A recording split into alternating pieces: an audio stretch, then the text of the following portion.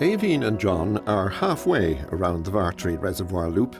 It takes about 40 minutes to complete this section, and it brings them to a well-known landmark.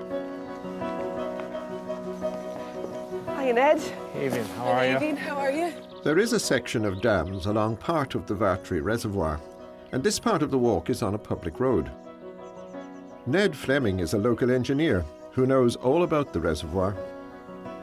When was this all built? It was built in the 1860s. Cholera arrived in Ireland in 1831, and that first outbreak killed between 30 and 50,000 people, which are staggering numbers, really. And it returned in 1848 at the end of the famine.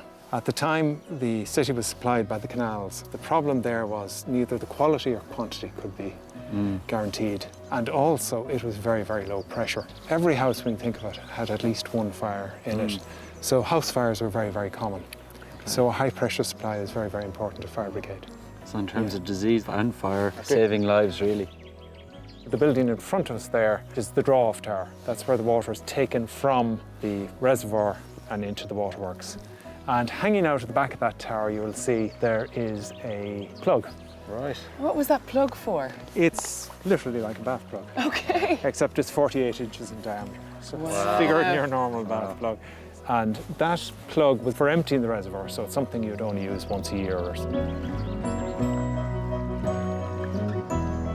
I want to show you this because it shows that back in the 1860s they were also interested in history. This is a copy of the original seal of Dublin City, which was used from 1300 to 1800. And you can see how it's actually quite similar to the modern crest of Dublin, three burning castles. And this is the original? Well, it's a copy of the original. The original is actually a 2.5-inch diameter brass seal that was used from 1300 to 1800. It was kept in an octagonal box. The head of the 8 most important guilds, each of them had a key. So the theory was that all 8 would be present and open the seal if they were to use the seal. So it was only used on very important documents, presumably. Is it still in existence? That's it. The seal is still in existence. Right. The box and keys have gone by the wayside, but the seal is still there in the Dublin Civic Museum. Well, that's great. Thanks for sharing that. Yeah, it's a nice piece of history. The routes around the Vartry Reservoir are fully waymarked, and all areas have easy access.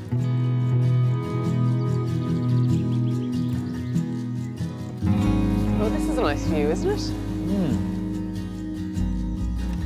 The reservoir comprises 2 lakes, a total of about 12 kilometres. There are a number of walks and loops which walkers can do here, and John and Aoibhin are doing the full loop of the largest reservoir. Oh, wow. This is an overflow from the upper reservoir, but what you're looking at is really just a large retaining wall to allow for access to 2 tunnels. Okay. To be honest, they could have done something far simpler, but they wanted to make a statement. That's a real hidden gem, isn't it? Yeah, they wanted to make a statement, and that's what Victorian engineers, or in this case Edwardian engineers, I suppose, did.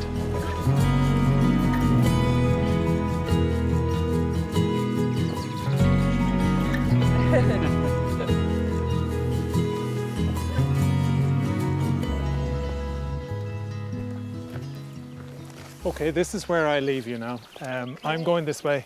Your path goes across there along the crest of the dam, and then you'll turn down left. Great. So- Thank you so much. It's been an absolute pleasure. Thank you. Great to meet you. Good day's work so far. Well done. Okay. Pushing up. Yeah.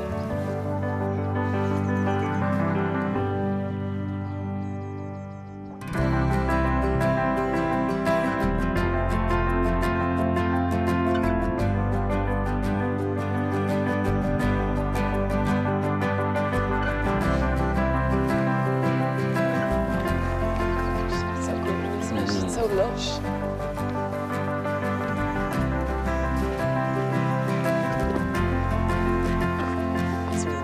Oh, look. It seems like we've come to the end of the line. Yeah, it's the end of the reservoir. That's where we started. Yeah, it's the We've way up to done it. Roundwood, isn't it? Well done. High five. was a long day, wasn't it? The legs will feel it tomorrow, especially, I'd say. But we're delighted we did it, and great feeling of satisfaction. But also, we learnt a lot. We had a fantastic time here. We've been on the Wicklow Way before, but I think this time round, for me, it was about the people we met, the likes of Sean, who, just has such a passion and a love for the area, and he passed on that passion. Then the likes of Ned, who, is such a wealth of knowledge. A high point for me was probably when we were up at the very top, and the wind was kind of just blowing through our hair, my limited amount of hair, and it just felt so refreshing, and you just felt so connected with nature. And I think people need this more than ever. I think particularly young people, they're under so much pressure with social media, and people are so connected, but just so disconnected with the world around them. And this is just amazing. It's mindfulness at its very, very best.